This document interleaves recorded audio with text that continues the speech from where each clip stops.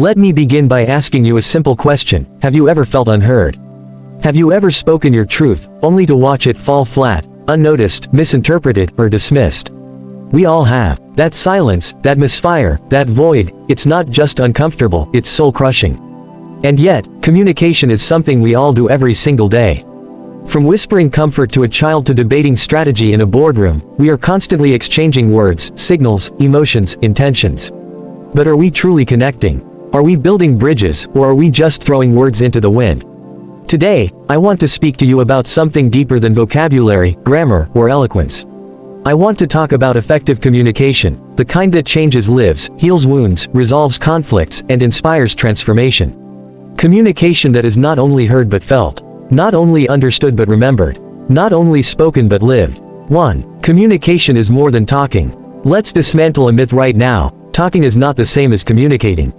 We've all been in conversations where the person is speaking, maybe even at length, but saying absolutely nothing. Empty words, surface-level talk, noise. Effective communication is intentional. It's purposeful. It's not about saying more, but about saying what matters. It's the art of listening as much as, if not more than, the art of speaking.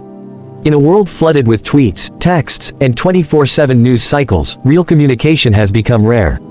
We talk more but connect less. And that is a silent tragedy. 2. The heart speaks louder than words. Effective communication starts not with the mouth, but with the heart. Before you utter a single syllable, ask yourself, what is my intention? Am I here to understand or to win? Do I want connection or control? People can feel your energy before they register your words. A kind tone can soften criticism. A sincere pause can express respect. A tear, a smile, a nod, these are not just gestures, they are languages of their own. Some of the most powerful messages in history weren't loud, they were true.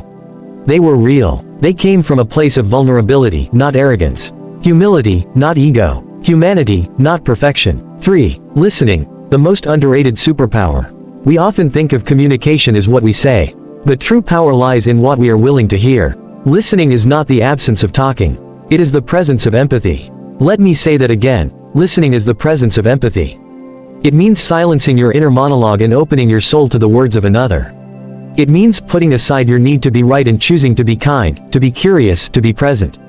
In relationships, in leadership, in parenting, in friendship, listening can heal more than 1,000 apologies. Because to be listened to is to be valued. And feeling valued is the seed from which trust grows. 4. The courage to speak with honesty. Now let's talk about speaking, not just speaking, but speaking your truth. Too many of us stay silent when we need to speak up. We fear judgment, rejection, conflict. But let me tell you something, the words you swallow today will become the weight you carry tomorrow. Effective communication isn't about being agreeable, it's about being authentic. That doesn't mean being harsh or blunt. Honesty without compassion is cruelty. But honesty with care, honesty with love, that's the language of growth. Speak your truth, not to hurt, not to impress, but to connect. When you do, you give others permission to do the same. And that, my friends, is how we create spaces where transformation can begin. 5. Communication in conflict, a path, not a weapon. How do you communicate when emotions run high? When you feel wrong? When you've been hurt? That's the true test of your communication skills. It's easy to speak well when things are calm. But the real growth happens in the storm. In conflict, the goal is not victory. The goal is understanding. Don't communicate to win. Communicate to reveal, to clarify, to heal. Replace blame with curiosity. Replace defensiveness with vulnerability. Replace, you never, with, I feel. It takes strength to stay soft when everything in you wants to shout. It takes courage to say, help me understand, instead of, you're wrong. That is effective communication in its most profound form, a path to peace, not a weapon for war. 6. The digital dilemma. We now live in an age where we can message someone across the planet in milliseconds, and yet we often fail to connect with the person right beside us. Communication tools have advanced, but human connection has not kept pace. Why? Because no emoji can replace eye contact. No like or retweet can substitute for presence. Technology is a tool, not a replacement. Use it to amplify your message, but don't let it become your message. The more we rely on screens to communicate, the more we must remember what real communication looks like. Look up, speak clearly, listen deeply, be human. 7. Leadership through communication. If you're a leader of a company, a team, a community, or a family, your ability to communicate will determine your legacy. Leaders don't lead with titles. They lead with words, with vision, with clarity, with conviction. They paint pictures with words that others can believe in. They don't just give directions, they tell stories that move people. But above all, great leaders listen. They make people feel seen. They create cultures where everyone has a voice.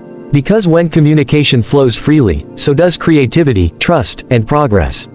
8. Every conversation is a chance to matter. You don't need a stage to speak powerfully. You don't need a microphone or an audience of thousands. Some of the most life-changing conversations happen in hallways, kitchens, hospital rooms, and late-night phone calls. Every single conversation you have is a chance to be effective, to uplift, to inform, to comfort, to matter. So take that chance. Choose words that build, tone that calms, presence that reassures. Be the person who listens when no one else will. Be the person who speaks when everyone else is silent. Be the bridge when others are building walls. 9. The legacy of your words. Let me leave you with this thought. People may forget what you said. They may forget what you did. But they will never forget how you made them feel. That is the legacy of your communication. Not the number of words, but their weight. Not the complexity of your speech, but the sincerity in your silence. Not the polish of your presentation, but the presence of your heart. We are all communicators. Every day, every moment. The only question is, are we communicating with courage, with clarity, with compassion? Are we using our words to divide or to unite? To impress or to connect? To control or to uplift? So, today I urge you. Speak with heart. Listen with empathy. Respond with grace. Lead with clarity. And live with the courage to communicate in a way that changes lives.